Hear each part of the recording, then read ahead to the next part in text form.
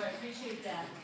My name is Krista Combs, and I'm the Senior Deputy Title IX Coordinator here at USF. This is a new position at USF. It's a full-time position that does nothing but gender equity and gender discrimination type of oversight, investigation, compliance, all that fun stuff. I feel your pain. I was in a room like this not too long ago. I look a lot older than I really am. I was a resident assistant and also the fire marshal of my 14-story hall. It was a very interesting time. The rest all caught fire. On the 13th floor, and the 3rd floor, and the 6th floor, we actually had a student who started fires on 3, 6, 9, and 13. But he was mad at his girlfriend. It was a Saturday night. People had been out drinking. There was 2 feet of snow on the ground. You get the picture. It was a lot of fun. People in their underwear going, "Is it really on fire?"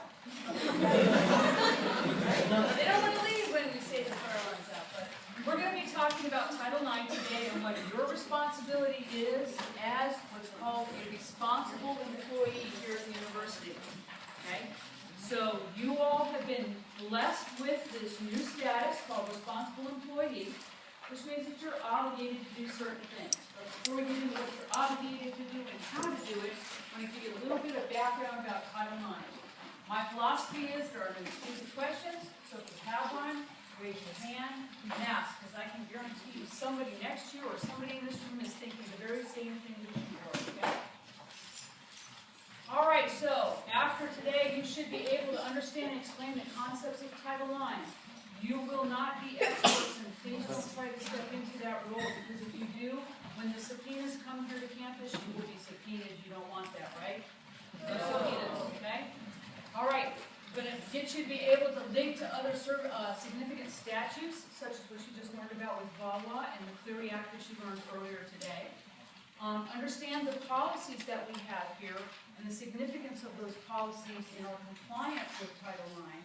When we don't have policies and we don't comply, we don't have student loans, which means we don't have students. So it's a very important component for you to understand why we have those policies.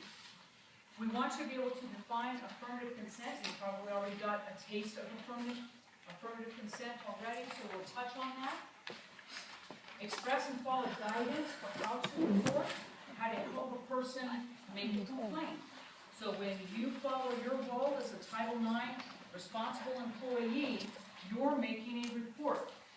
But when a person wants to make a complaint, it's a different process. Okay, so we need to be clear on that one. Understand your role as a responsible employee, and there may be some of you in this room who are also deemed campus security authorities. I'm sorry if you are, because, well, no, you've already got your Clery training this morning, so you will have hit both things. So, good for you. Be able to use the relevant information, victim support, and all of that. Be able to verbalize the impact of harassment on some of our unique communities here at USF. And finally, be able to, if somebody were to ask you from the Office of Civil Rights, they come to campus like they did last year to check on things. Hey, do you have a Title IX coordinator? Your answer would be, yes, we do. And we have a senior deputy Title IX coordinator. And in fact, we have some deputy Title IX coordinators. And we even have some Title IX liaisons. So, the cool thing about USF, and the reason I accepted this position and came down here from Virginia, was to be able to be a part of a very unique structure in Title IX that is cutting edge. So you all are like the people on the forefront of the cutting edge that we're doing. When you leave here, if you choose to go into higher education, and some of you might, anybody thinking that way? Okay? You're going to be a part of this family for a long time in Title IX. So let's talk about what it is. The statute actually says exactly that. You can't be discriminated in the United States based on sex. It was written in the 70s. So sex today means gender, gender orientation, perception of your gender. You know, if you're gender neutral right now, if you're gender searching, if you're not sure, and you dress one way and you look another way, but you're not trans, this could be something that this applies to you. This also applies to more than athletics. Okay? Back in my day, the big deal was, when I went off to college, Title IX had, oh my God, I'm dating myself, just happened. And there was this huge event on TV watched by a phenomenally large crowd. guy named Bobby Riggs. And he said, well, we're going to have to give those broads equal opportunity in sports, then those broads should play by our rules. He was a famous tennis player. And he challenged a woman by the name of Billie Jean King to a tennis match. And he ate crow. She didn't just whip up on him. She whipped up on him. Of course. But what that led to was sports equity, which is what Title IX is mostly known for. And now, as we've come from that period of time to today, Title IX covers a lot more things. So I want you to be thinking when we say sex, don't just think, oh, it's about women. I want you to think about how somebody could be discriminated against or targeted based on who they are. A male, a female, a transgender person, a gay or lesbian person. Okay? So, what do we have to do under this statute? It means that we have to prevent gender-biased or gender-based discrimination, which we call Title IX the statute. The actual act is sexual harassment. And underneath that is a very large umbrella. We're going to talk about that in a minute. So, how many are not going into higher education? Okay? Title VII of the Civil Rights Act of 1964, predates Title IX for a long shot, says you can't be discriminated against based on your gender in employment opportunities. So when you walk out of this room, you're going to be armed and dangerous as future people going into the workforce to know what your rights are with regard to gender equity there. All right. Title IX also has this umbrella that encompasses any of the state statutes. And here in Florida, we have a statute, Chapter 794, about sexual battery. In Florida, sexual assault is called sexual battery. Okay? So we have to abide by that law as well. And Title IX falls into that whole umbrella. So let's talk about what sexual harassment is, and I'm going to give you some examples. There will be a quiz at the end of this, so make sure you take good notes. I'm not kidding. Quid pro quo. Hey, if you do this for me as your supervisor, then I'll do that for you. Or the reverse. If you don't do this for me as your supervisor, then I'll make sure that happens to you. So, an unequitable power relationship where somebody is coercing you into doing something with a threat of a benefit. Interesting choice of words, threat of benefit or a threat of harm. Sexual exploitation. We have a university up where I was from that had a fraternity. And that fraternity decided they just needed a bit more money. And here's what they did. They got the sisters of their sorority to become prostitutes. They didn't call them that. They were very high-class escorts. And the women went along with this because they were making boo-hoo bucks. Nobody saw anything wrong with this. Nope, it was a benefit for everybody. Except the university got wind of it. And because of Title IX, the university had to address it. And it is a form of sexual exploitation. Okay? You're exploiting somebody for gain based on their gender. We can flip this and say that the sorority decided to open up a high-priced escort service, and they got a bunch of fraternity guys to be a part of this. Same difference, it's exploitation. Hostile environment. When we talk about Title IX and hostile environment, we're talking about an environment that's hostile and is against a certain gender. So if I said in this room, if I started presenting in this room, and 5 women raised their hand, and I go, don't ask stupid questions. And 5 guys raise their hands, and I go, that is an exceedingly excellent question, and now I spend a great deal of time answering this question. I'm creating a situation in which there's a hostile environment, and I'm making it such based on gender by how I'm behaving. Okay? Hostile environment can exist without a gender bias, or it can exist with a gender bias. Bullying and cyberbullying. We all know about bullying. Now take it to the nth degree, and somebody's being bullied based on their sex or gender. For example, if a student in your hall was to send a Snapchat picture to another student, and we know it's like Mission Impossible Snapchat, right? Whoop, it's there and then it's gone. And that picture said, "Oh, you're looking into queer," or "Hey, you two fags," okay? Or the word dog in reference to women. Have we now made that bullying gender specific or specific based on a perception of somebody? So cyberbullying and bullying. Hazing. Okay? There are situations in which hazing turns into something that can be perceived as sexual. If I take you out and I tell you to strip, I'm making something sexual, aren't I? As a part of an event. If I tell you to do something where I make you contact somebody else's body, and you're not really wanting to do that, and I'm forcing you to do that in a way where you're kind of having to move all over each other to do something.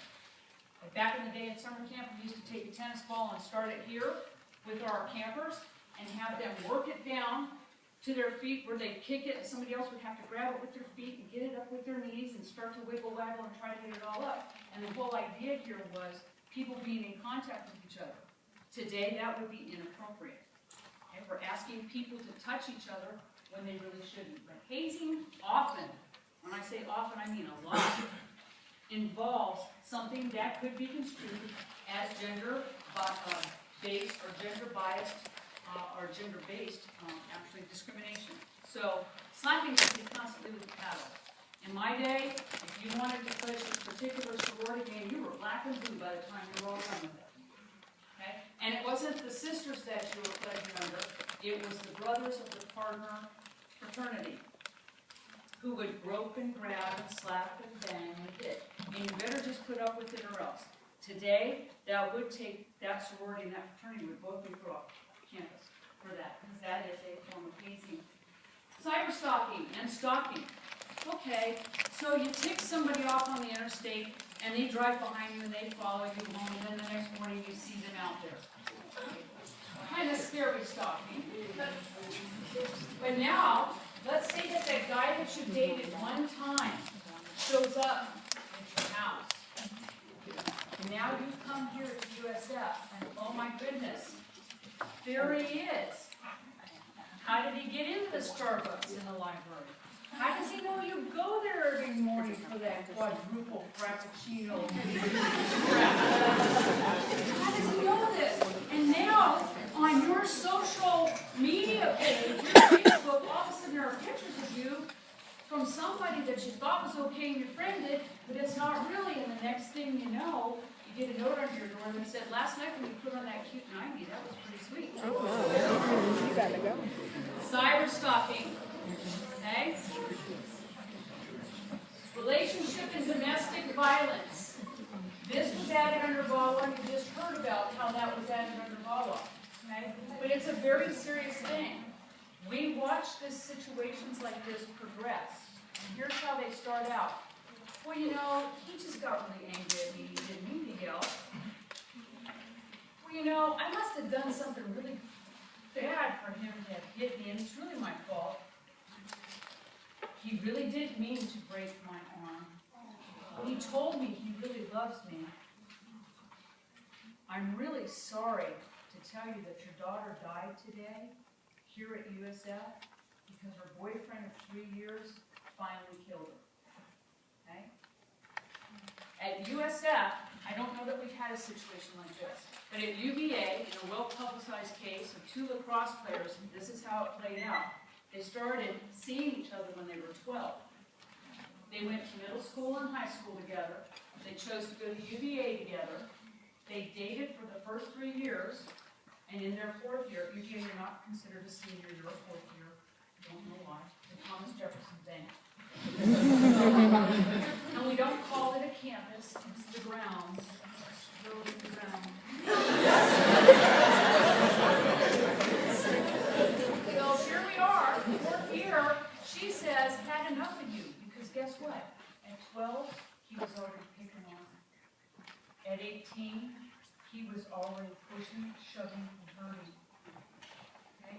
second year at UVA, she had a fractured bone that they thought was a stress fracture. He had actually hit her with a lacrosse stick. She broke up with him. He got drunk. He kicked in her door. He beat the pulp out of her. He tried to rape her. He was too drunk to get it up. That angered him even more. So he slammed her head in her wall several times. And this is what killed her finally. Okay?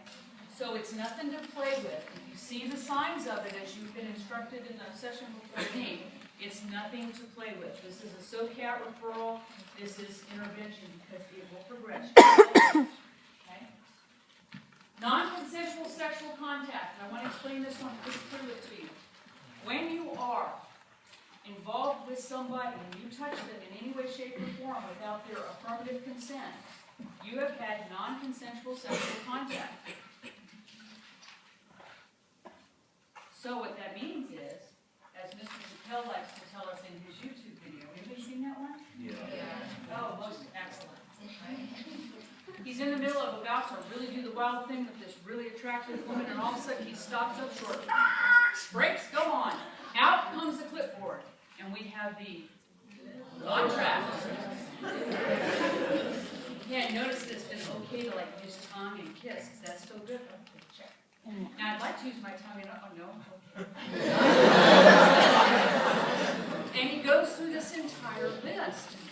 And it makes it sound ludicrous, but in today's world, it's just like back in the day when we first learned about HIV. It looked like this.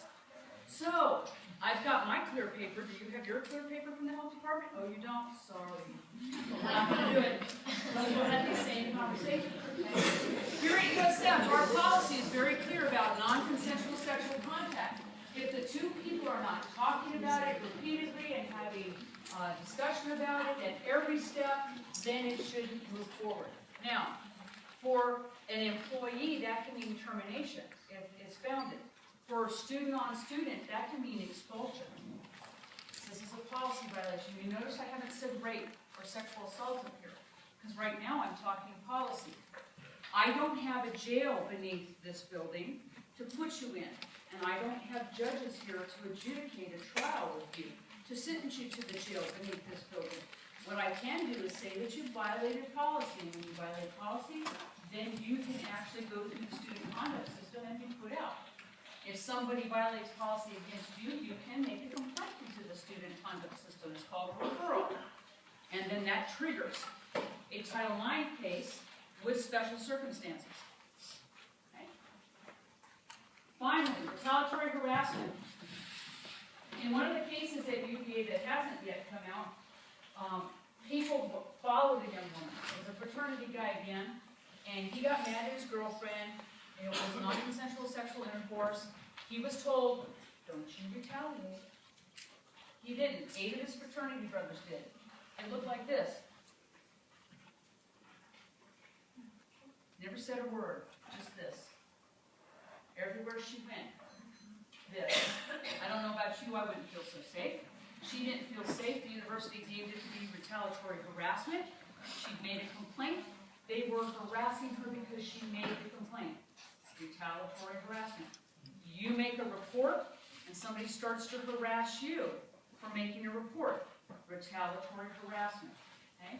In this case, the young man that was considered founded with sexual misconduct was expelled from the university, and his 8 fraternity brothers were expelled shortly thereafter for retaliatory harassment.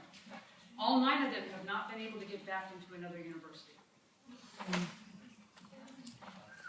All right, so how do we make the litmus test here? Are the behaviors or actions sufficiently severe, pervasive, objectionably offensive, or persistent? So obviously, if somebody is sexually assaulted and there's a rape, it's a one-time incident that meets all of that, right? But in a case where it's building, it can be severe and pervasive or persistent. Would a reasonable person, you all are reasonable people, if you go, oh, whoa, that's whack, that is really sick, then it probably is. All right, so our policies are these 3 policies. Has anybody read them? Oh, I got one taker in the back. Oh, I really have one taker. Thank you for reading those policies. Did they scare you to death? Yeah, they scared me to death when I read them too. But I will tell you this, they are the most comprehensive set of policies I've seen. Another reason why I chose to come here and work at USF. Okay? It is really important, if you haven't read these, that you read them. Tag them. When you're talking to somebody who's come into you as a responsible employee, you're not supposed to know this by heart, but you can certainly say, hey, it's this policy, and I've got a copy. See, here's what it looks like. This is where you can get it from. Okay? So the discrimination and harassment policy is there for all discrimination, any protected category. Then we have the consensual relationship policy, and that deals with you as employees in positions of power, supervising students, not doing the wild thing with students. That's your supervisor. Or having to disclose to the university that that's what's happening, so we can choose to pick you up and move you to another dorm, where you are not supervising somebody, or over that student. Okay? Same thing for professors. A professor or staff member. This prohibits, precludes any staff member, faculty member, coach, trainer to get involved with a student. The sexual misconduct and sexual harassment policy is the one that specifically covers all of the items under Title IX. So here's what it covers. It addresses sexual harassment and misconduct. It provides the opportunity for reporting in the complaint process. It assigns jurisdiction. It defines the elements of what we're going to be looking for as a violation of policy. And it assures a fair, unbiased, and prompt response by the university. So consent, which you went over pretty regularly before, I bet, yes? Yes. I'm going to blow through consent here. So, affirmative consent, the only thing you need to remember about affirmative consent is it needs to be behavior and verbalization that indicates on a regular basis that two people agree to continue on with what they're doing, whatever that what they're doing is. Okay, heading, yes, we're both happy with that, and then somebody says no, it stops there. I'm not good with that, don't do that. Yes, ma'am? So every step of the way, my shirt comes off, my pants come off. Every step of the way. Hey, look, she got lots of, she said, let's go back to my room. We went back to her room. She stripped, she vomited, and then she laid down in the bed buck naked. What was I to think? It was an invitation, wasn't it? She was buck naked. Was she able to consent? No. No. I understand that majority of the cases are probably male to female, which is why the process is probably more so in the hands of the male act for consent. But should that be a back and forth thing then? It sure is, and thank you for bringing that up. This isn't passive, oh, he did this to me, oh, he did this to me, boy or girl, I don't care who it is. It's two adults having adult language about being sexual with each other, which means that there has to be communication. So, using his point, if she says, yes, yes, yes, and she's communicating, and all of a sudden she stops communicating, what's that a sign of? That's a sign that you need to say, hey, I haven't heard you say this is okay. Do I need to stop? Yeah, you do. Now, I'm not going to get graphic, although I could. Again, be clear with each other. You know this person well. And if you don't, I had one person ask me at a training here just recently, a student. Well, you know, if the girl comes up in a car and says, hey, come on, get in, and I get in and we have sex, how can I be held accountable for a sexual assault? I didn't see her drink and I didn't know she was drunk. And my answer was, if you didn't know, don't go there. Why? Because in this particular case that he was describing, which was a case out of another university, that's exactly what happened. And guess what? This girl was driving a car with a .21 alcohol level, scouring for the boyfriend that had just ticked her off. She thought this guy was the guy, and the next morning when she woke up to this stranger, she was like, what? And she went straight in and reported it as a rape. I saw a hand up somewhere. So like, what if like the girl's the one that comes up to the guy? Same thing. Same thing. Listen, if it's initiated, you need to have the conversation. So if you're the one coming on to the guy and you're initiating things, you need to be able to have communication. And listen, you guys know what pulling a GARP is? Oh, what? Really? Let me school you on this. I don't know what So, the world according to GARP, how was GARP conceived? It was a rape. His mom was a nurse working on a head trauma unit. There just happened to be a poor gentleman that came in. He was pretty attractive, but he was there completely unconscious with a full-blown erection. That's how this guy was. And she mounted him, and she got pregnant with GARP. Okay? So, the guy's completely unconscious. You've come on to him. He's completely unconscious. If you persist, you do what you need to do to get thingies into places where thingies need to go, and you start moving around, and all of a sudden his thingy starts acting. Because it just is how it is. And now you guys have done the wild thing, and he wakes up and he goes, what? You know, gentlemen, it's hard for you to imagine waking up and going, what? Something like that, especially with an attractive woman. But it happens, and it is a violation. It's a sexual assault. So this works both ways. This also works with same-sex couples. Okay? If she says no to her partner, she means no. If he says no to his partner, he means no. If it's not comfortable, it's not comfortable. If somebody says, put a condom on because you're going to go in the back door, and you don't do it, and they say, stop, don't do that, you need to stop and not do that. Okay? We talked about that. So here's the paradigm. It needs to be mutual, it needs to be ongoing, it needs to be equitable, and there needs to be affirmative consent. Yes, ma'am? Really quick, if both parties are drunk, how does that qualify? Like, how do you report that? Okay, well, that's a very good question. Both parties are drunk. Here's how you think about that. First thing, was force used from either party? No. Did both parties consent? No. Yes, number 3, you cannot consent if you are intoxicated. Therefore, if somebody persists with somebody who has been drinking, even if you have been drinking and you are both equally drunk, inebriated, smashed, blotto, or in England they say pissed, which I love a lot, then you are equally responsible. Okay? So we've talked about retaliatory harassment already. Just an aside, did you guys know that I put myself through graduate school as a stand-up comedian? Yes, it is true.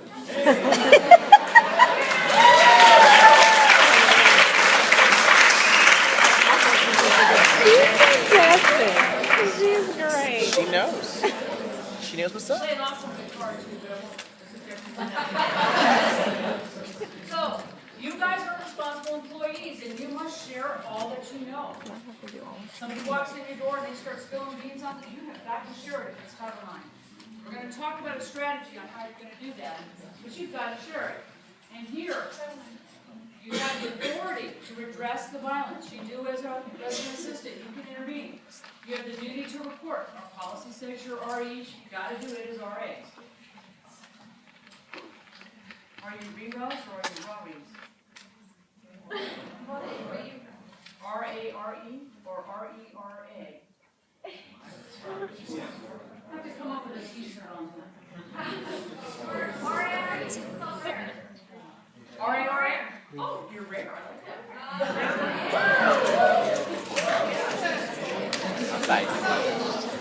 Are you somebody that somebody else can reasonably has authority to intervene? You are. Yeah. And now you've been trained. So you're responsible employees. Some of you are also CSAs. You probably already know this because my pal, Sergeant Gregory, went over this with you this morning. So I won't go over it, but if you are a CSA, this little red piece is the same piece that falls back when we talk about REs. Somebody believes that you have authority to intervene. The best practice that we're working for here at USF is that everybody reports the data of what they know, and some people have to report all they know as soon as they know it. So why report? Yes. From the peanut gallery. You don't have to. Patterns.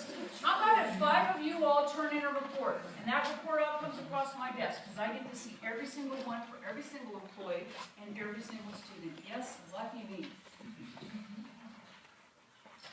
I go, holy crap, Batman. Samari has been listed in all 5 of these reports that have come in. Which one? The one that doesn't have the right belly. Yeah. Poor Samari. One she's a witness, one she's a this, one she's a that. And then when I start talking to people, I start to find out. I don't know why. The gray shirt, that is just, that's honest. Oh, Samari. So I'm looking at pattern. I'm going to see, is there a pattern here? Justin, You might that's not my know what I do. Okay? That lets me move into prevention and proactive mode. Let's prevent this from happening again. Let's get proactive and see why it's occurring in the first place. And then finally, from the peanut gallery, because you have to. It's policy. Okay?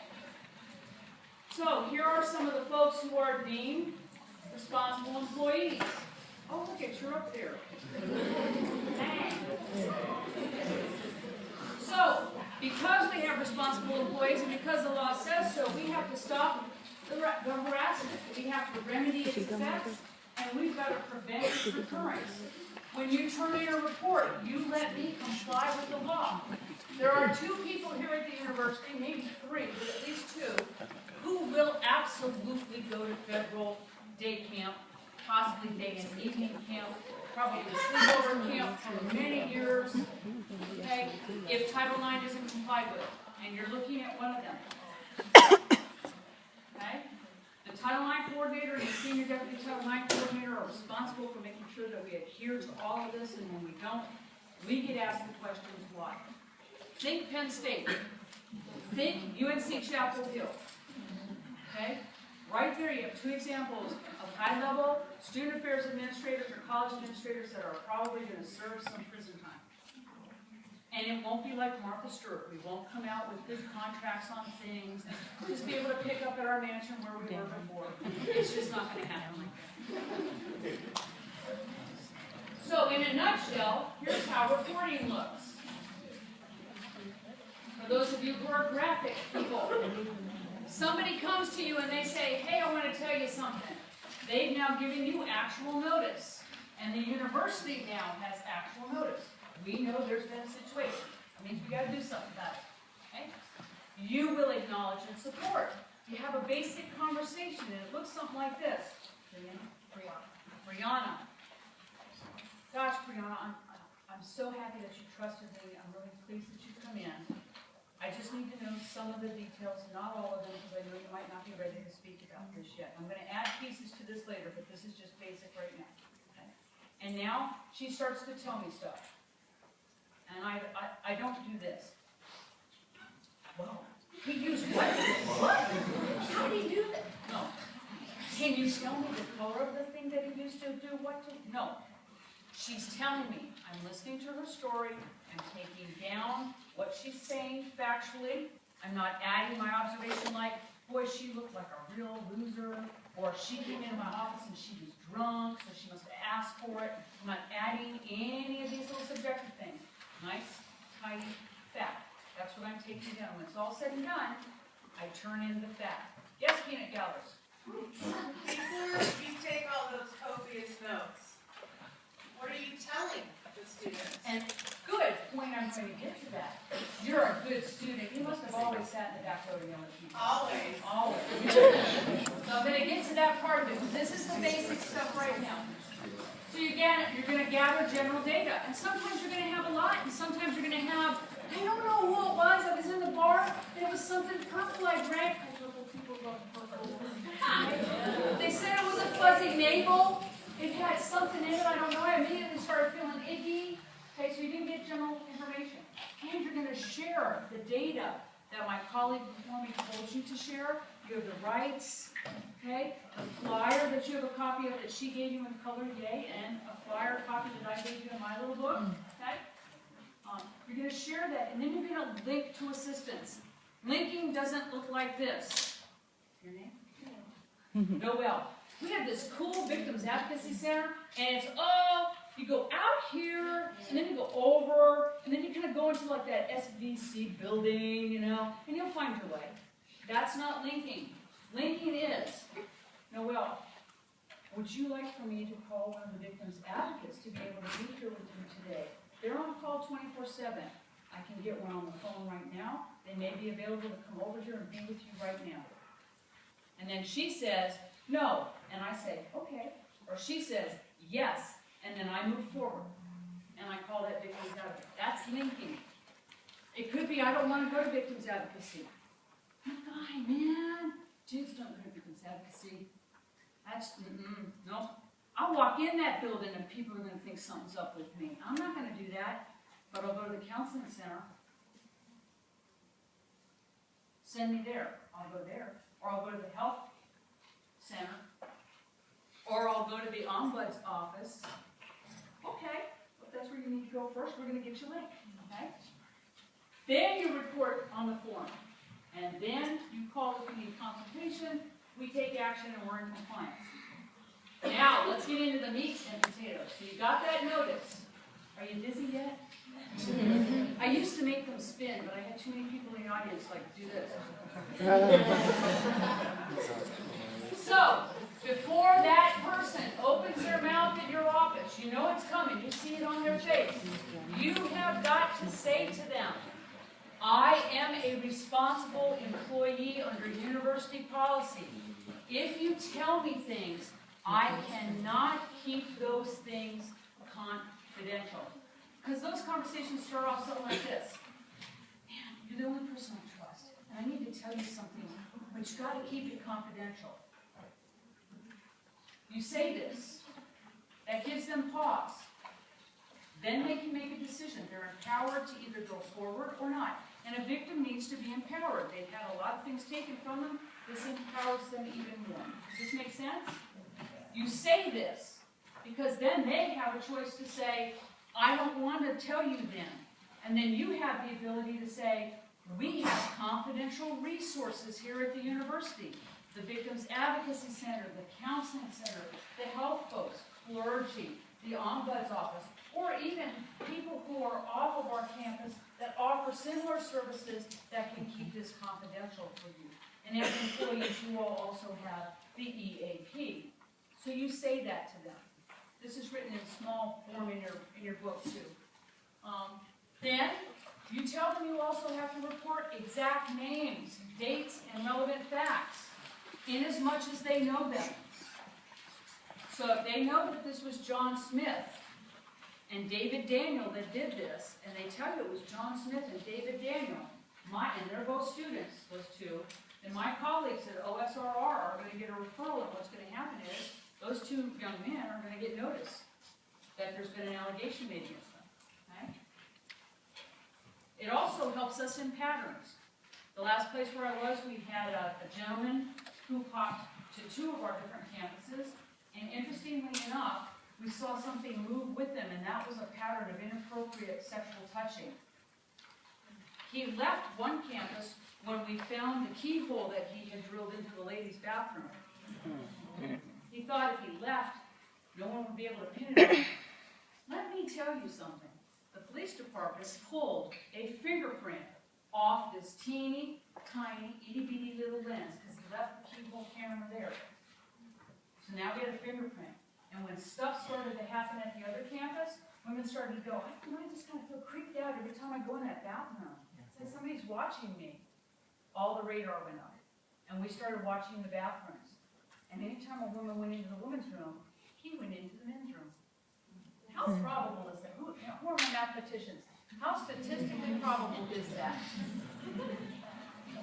He may have had TBS, teeny bladder syndrome, I don't know. But then again, maybe not. He ended up being expelled from our campus.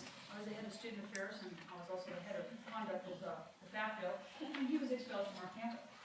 So inform the person that you're not who the non-confidential and confidential resources are on campus, and you've got something in your books about that.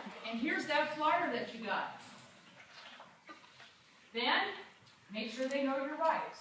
You've heard about Cleary already today. You've heard about Wawa today. We know that they have rights. They have a right to report or not to report. They have a right to get assistance or not to get assistance. They have a right to complain, make a formal complaint, or not make a formal complaint. They have a right to involve law enforcement or not involve law enforcement. They have a right to go and have an exam or not go and have an exam. They have a right. That's the key here. They have a right. And when you disempower them from that right, you cause more trauma to that trauma victim. Okay? Complete the form. Looks like this. Your copy doesn't look like this, but this is what it looks like. And I'm pointing this out because when I got here, there were several renditions of a form floating around, and none of them could be filled out. So, in my techno-lacking world, I involved a form that actually had active fields. You can fill it out, but what you have to do is when you open it up, you pull it down, you save it on your desktop, then you fill it out. Now, here's a very important thing. When you fill out the referral form for OSRR, it goes whoosh into their nice secure little system. We don't have that yet in the big Title IX world. I'm developing that. So when you fill this form out and you send it to me by email, in the subject block, get ready to write, all it says is Title IX form. That's it. Not Susie Jones's Title IX form. It just says Title IX form. And in the dialogue area where you're going to talk to me, all it says is, here's a form, please call with questions. Or, here's a form, I have questions, can you call me? That's it. It doesn't say, today Susie Jones came into my office, she was severely beaten, she was bleeding from all of her orifices and some that I didn't even know existed. She said that she had been raped. She said that it was her boyfriend who lives on the same floor. She said da-da-da-da-da-da, he did all of these things, and he's now doing it to somebody else. It doesn't say all of that. Because here in Florida, you have a sunshine law that says, open game, right? If you put Susie Jones's name in that email, and some intrepid, hungry, young USF graduate, who's now in journalism, decides that they want to try to find out what's going on at USF, they Google Susie Jones, or they Google the term rape, or they Google the term sexual assault, or gender inequity, and the next thing you know, they get all of this stuff. So we don't put things in email. We should also delete it off of our laptop after we're done. Correct. That is correct. You have submitted the form formally, which is why I'm telling you to put it on the desktop and not in your documents. Okay? You delete it. Don't pull down the form, then save it as something else, thinking that you've got the form forever and always, because this form is going to be updated pretty regularly. So always go to the website to get the form. Yes? And y'all, my name's Maria, and I'm That's the peanut gallery. I'm the peanut gallery. I'm the associate director over student rights and responsibilities. And when Crystal just spoke about when you fill out your incident report, I think you met with Carrie yesterday, and you talked about how to fill out an incident report. Anything that pertains to a scenario such as this, you do not put the names of the individuals in students involved. Sorry. Okay? Did she tell you why? Because it gets kicked out. The name of the alleged perpetrator will then instantaneously get an email that they've been documented. And if there is something such as sensitive as this, and the student may not know whether or not the student wants to move forward you don't put the name in the student's involved piece for these cases. Right, you end up, what you do in an investigation for Title IX, if you do what it says that you've just errantly done, is you've triggered the missequence of how an investigation must occur in order to protect everybody. And when I say protect everybody, I mean the respondent as well, okay? I have seen more cases where we have people who are respondents whose lives are ruined, and they really didn't do anything wrong. It's just that stuff went out on social media, their name got put out in a blitz, and the next thing you know, kabooming. Okay? There are times when it is true. This has happened. But I've seen some cases where it's not. And now, by putting somebody's name out there, you've jeopardized their reputation for the rest of their life. Okay? Just to give you an idea, when I was hiring student affairs personnel, I had a very nice young man show up, well-dressed, very articulate, had a pretty decent resume. I wondered why he bounced every couple of years, but you know, and I just decided to Google him. Holy smack, I couldn't believe what I found. And I thought, well, this couldn't be that guy. So I went a little deeper, and by God, there he was on the sex offender registry. Wow. Yeah, no, he wasn't going into my housing. Nope, not going to have him as an authority in my housing. So you have to, and you know, it could be true or it couldn't be true. I didn't go forward with anything else with him. Okay? And that's what's going to happen to somebody whose name gets out there like that. Even in jest, when you say in jest on Facebook or on social media, oh, that dude's a rapist, or that guy's, you know, been doing this and this and this and this, you're setting that person up for a situation that you don't want to set them up for. And you're setting yourself up. For libel, possibly slander. So return form, now here's the good one. You advise your immediate supervisors that you comply with your role as a responsible employee. It sounds something like this. Noel, need to let you know that this morning I had to do a Title IX incident report form. I complied with what I'm supposed to do as a responsible employee. It does not sound like this. Noel, oh my God, you wouldn't believe what Susan told me. Holy crap. You know that guy that we've been checking out? Oh my God, he's just gorgeous. But he has been doing blah, blah, blah, blah. Okay? Need to know basis. If you're the person that it gets reported to, you're one of the people who needs to know. Your supervisor only needs to know that you comply. Okay? You comply. And ensure that the person's connected to some type of services. So, for those of you who are astute students, what have I just done? Twice. I gave you a graphic that tells you how to do this, and I gave you steps that tells you how to do this. Okay? Here's the report form. Nice and pretty. That's what it's got to look like. If you pull anything else down that doesn't look like this, it's not the right form. Okay? Notice the active fields. I love it. Check boxes. Why handwrite when you can type? Additionally, this is a new section on our form. If this has just occurred and somebody is in imminent danger, you are going to check that emergency high-risk box.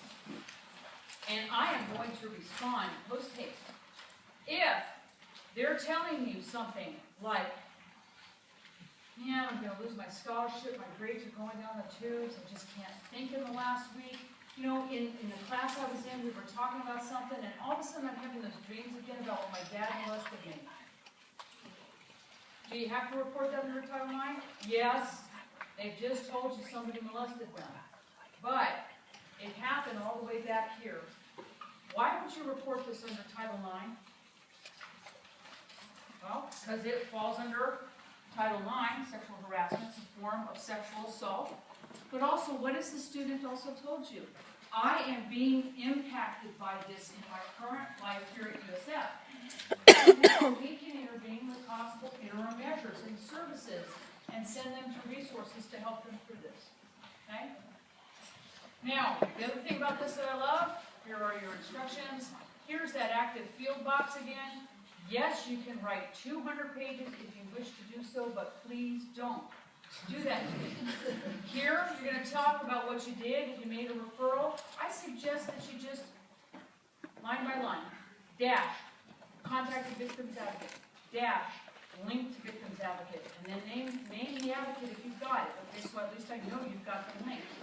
Did this, went to help, whatever it is that you did, okay? If they say, I want you to call the police, if you call the police, what officer responded? Okay? Because here's what's going to happen. UPD, if this is happening on our campus, is going to call me and say, did you get this report? We just had a police call. Yes, sir. As always, whenever we handle a situation, this is what I learned yesterday. We filed an incident report with OSRR, OSRR, right? yes. And so we also have to do this on top of that. Correct. Okay, so we're going to file both, not just one of the other. Correct. One is going to trigger action through the conduct system, and one is going to trigger me to make sure that I'm aware of what action is happening on campus. Now, caveat, OSRR and I are linked. The peanut gallery is actually my alter ego. She's taller, she's blonder, she's younger. It's a great thing to have an avatar, right? All discriminatory. Right. All discriminatory. It all just happened right And now. I'll just have, right, I gave you every example I could think of, except for, Exactly. yes. So, Yep. just to make sure though, that the RAs know, before you fill this out, you're gonna need to communicate with the people above you, not out, okay? So you're not gonna be calling 50 RAs to say, come help me fill this out, because we want, this type of information needs to be streamlined, and it goes up, not out. And so when you go to fill something out like this, you're either sitting with your red light coordinator or your ARLC, or the RLOC, the one that's on duty. Because if something goes down at 3 o'clock in the morning, and especially if it's something of this nature, it's written down before what? Right. Right. And something this serious, I highly doubt you are not getting in touch with RLOC, right? Right. When you notify your supervisor, and as she's saying, in your protocol, you may need to have your supervisor involved to fill it out. What you're doing is protecting yourself and protecting the supervisor, because now somebody can document that you did what you said that you were supposed to do. You filled the things out, okay? We obviously know to dial 911, right? Yeah. In cases of emergency. So here are your confidential resources. Look familiar? Already talked about them. Here are your non-confidential resources. Are you a confidential resource? No. Or not? Anonymous reporting. We have this cool thing here called Ethics Point. Yes, sir. So, you just touched on this briefly, but just from a legal standpoint, you mentioned that we should also document if, like, say somebody were to mention sexual misconduct on this, and they link it to probably some previous harassment by a family member or so. Would, can you explain how we would have the right to document that? Because with Title IX, you mentioned earlier that it dealt with more sexual harassment cases that were linked to educational benefit. I don't want to know, but International law is German wisdom. no, No, he's asking such great questions. Oh my God. Okay, so if you are a USF student and anything happens to you inside the school or outside the school, we know inside the school and inside the school jurisdiction, it's under what? Theory. But let's say you're down in Ybor City, and that's where your family lives, and you're there, and over the weekend, your uncle who's always been kind of grabby, sexually assaults you. And now you come in and you tell somebody in Res Life, or somebody talks to you about it. What happens? You have to report that this has been reported to you. Okay? Title IX's broad umbrella now says universities have to help people who are going to the university or who work at the university. That means we can't go out and go after the uncle, but we certainly can help this person who has been sexually assaulted or fondled or whatever by the uncle. What if we are in our communities and our resident, that we're around is confiding in another resident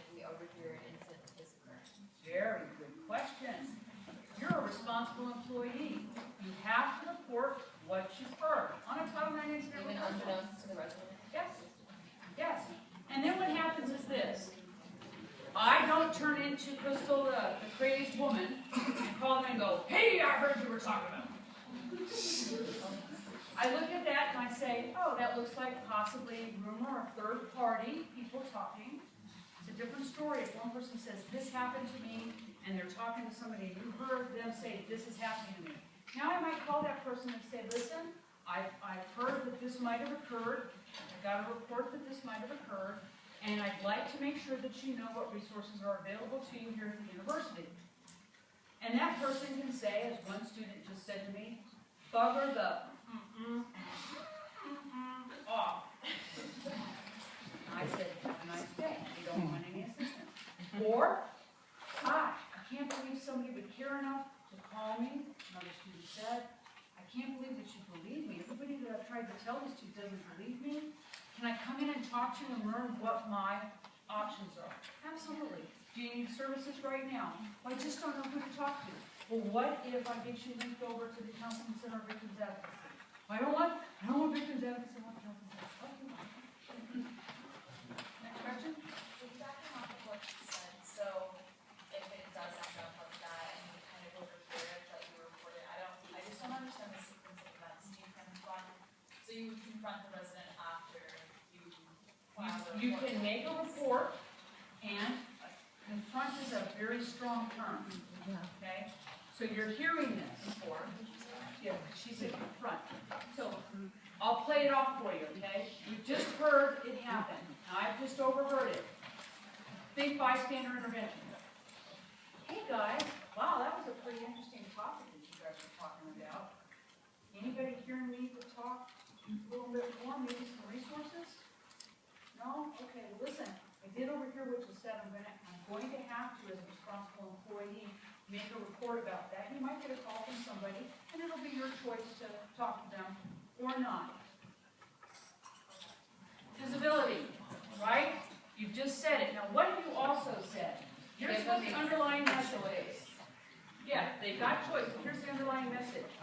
I care enough that I've stepped over here into your conversation, oh yeah, and I've given you a little bit of a message that it's okay to come talk to me if you need to. Or not. But it's okay if you want to. Make sense? Because people read that, right? Sure. Also, in the CPAP evidence, in the kind that it's actually an emergency, you said police asked you to do an emergency report.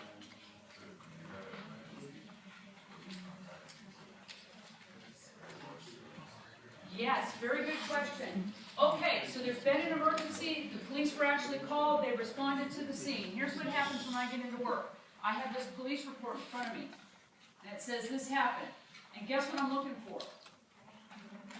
Got your name on it. I've met you here today, and I know your name because you got a name tag on. And now I'm looking for what? A responsible employee report to come in, so that I can see what maybe details you have. Okay? And now I've got these two things, and I'm looking at them and I'm going, oh my goodness. And I start to address those. What happens if the person looks like they need medical assistance and you in your power realize maybe they need emergency medical assistance, and you call the paramedics and the paramedics show up, and by that time they've calmed down and they're a little bit more able, and all of a sudden they say, nuh-uh. I'm over 18, I can say I don't want to go to the hospital, I don't want to do any of that. You still have to fill in that report? Yes. When in doubt, fill it out. It's not, you don't have to guess, it's just like Cleary. You don't have to go, oh, I guess I need to go to the law library and figure out if that was aggravated assault or if that was non-negligent homicide.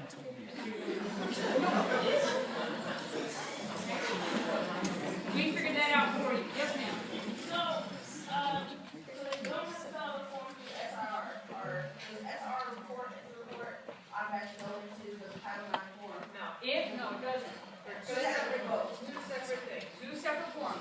And again, this is how the university does checks and balances. Before me, there wasn't this. There is now, so that we have checks and balances, because things slip through the cracks. And we have to account for all of these. Just like Sergeant Gregory told you today, if we don't account for a query, it could be a $35,000 fine. I one time did an audit of a college as a consultant, and when I was done, they owed $1.5 million to the government for non-reported queries that included sexual assault and other things. So we don't want that to happen. So we've got this sort of checks and balances in, and it'll stay this way for 2, 3, 4 years until we're all in a good cycle and we know what we're dealing with. Say a resident comes in, like, tells us something and then we report it and they decide later that they want to come back and they want to talk more about it and they share, like, additional information that they hadn't initially, do we need to complete another report? Yes. Well, yeah, Any sure. further information that you gather, one, I'm gonna be asking, did they get resources? Because it's a lot, if someone comes to you and they were brutally sexually assaulted, that's not something that you are trained to deal with. That's why we have offices that Eileen works in, and that's why we have counselors and health providers. So if they come back to you, it might behoove you to say, hey, let's get somebody who knows more than I do with this. But if you get more information, you have now been put on notice, you are the university, you have to report up everything, so that then we decide what happened. And the key here is, one of the things that she's saying, sort of underneath what she's saying, is this. Oftentimes, people go to who they feel comfortable about. Victims remember things in strange ways. Okay? I had a victim one time who was in the shower 2 months after her rape. She was using a loofah brush on a handle, and she was doing this. She stopped dead in the shower, practically passed out in the shower, got out of the shower, and immediately called the police officer, the detective that was working her case, and she said, now this was 2 months later, she said, I was in the shower this morning using my loofah brush, and I remembered he had coarse hair on his forearms. They had 2 suspects. One of them, kind of fine-haired little guy. Other guy, hairy, coarse hair. This one detail, one sensory detail, was completely blanked out of her, because as he was raping her, his arms were hitting the side of her chest like this. And that it felt like sandpaper to her, and she completely blanked this out. 2 months later, there it was. So, they go to people they trust. They might come back to you because they feel they can trust you. But if you open that can of worms, you need to be prepared for what you're going to get, and you also have to be competent to be able to safely put the lid on it for them. Okay? So, victims advocates know how to do that. Counselors know how to do that. So at this stage of the game, you are much better saying, it really looks like you need to keep talking to somebody. Let me get an official in here to help. Because I'm not a counselor. I know you know I'm in the social work school, but that doesn't mean that I'm a licensed clinical social worker yet. Okay? You're not that. We also have this kind of reporting here. This is the anonymous report line. 2 things to remember. As responsible employees, if something is reported to you, you cannot report it on the anonymous report line and think that you did what you're supposed to do by reporting. Second thing, if you are the victim, or if you have witnessed something as a victim, you can report it here. Because you're the victim. You have the rights of a complainant at this point in time. If you're the person that is the victim, you don't have to report, or you can report. You can make a complaint, not make a complaint. So this line then becomes available to you. I think I've got 5 more minutes. Yes, you said you got 5? Sure. Yeah. Okay. So here's the complaint process. Stretching. Gumby, call me Gumby. Intake, complaint, investigation, final investigative report, and appeal. It's important for you to know that people have a the right to appeal. That means the victim does, or complainant does, it means the respondent does, okay? Here's the cool structure I was telling you all about, that Title IX coordinator person, you know, the Chief Diversity Officer, Dr. Hernandez, then there is myself, and then we have all of these folks. Pretty good structure. Okay, finally, just want to talk about interim measures, because I think that we've already covered most of the things that we need. It's key when you report, that you report in a timely fashion, so we can intervene and put in interim measures if necessary. These are those no contact orders you guys have heard about. This is moving somebody from one dorm to another, one residence to another residence. Okay? It's those types of things. It's an interim measure. For that student who came in and talked about being molested and only just remember, an interim measure could be put in place for that student that says you have the right to delay turning in this assignment because you're basically tripping out and you're remembering something. Finally, then we do equitable remedies and services. Questions? About Title IX. So, as a responsible employee, you must report. You know what form to use. You know who can be your contact to help you, right? Okay? You are not supposed to be the experts. Don't try to be, or I'll see you sitting right next to me with a subpoena in court. Okay? Don't do that to yourself. Remember, there are no stupid questions, and in my experience, over 30 years in higher education, you are going to see some stuff and you go, what? You really are. You really are. So it happens. Questions?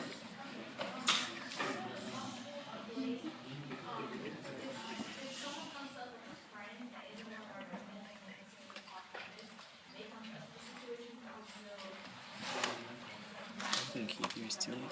Okay, so she said if she's a responsible employee and a friend comes to her off campus, they live off campus, but they come to her, and they're a student here, yes, she still has to report this as a responsible employee. Yep. Sorry, guys. Everywhere you go, you are an RA. That's right. You can go to New York City, you're still a USF RA. That's right. And she makes a good point. If you are going someplace with a group of students for something and you see something, as a resident assistant, you still have got to report what you've seen. That's education abroad, that's field trips, that's band trips, that's sporting events, whatever it is. Any other questions? All right. Thank you for your time.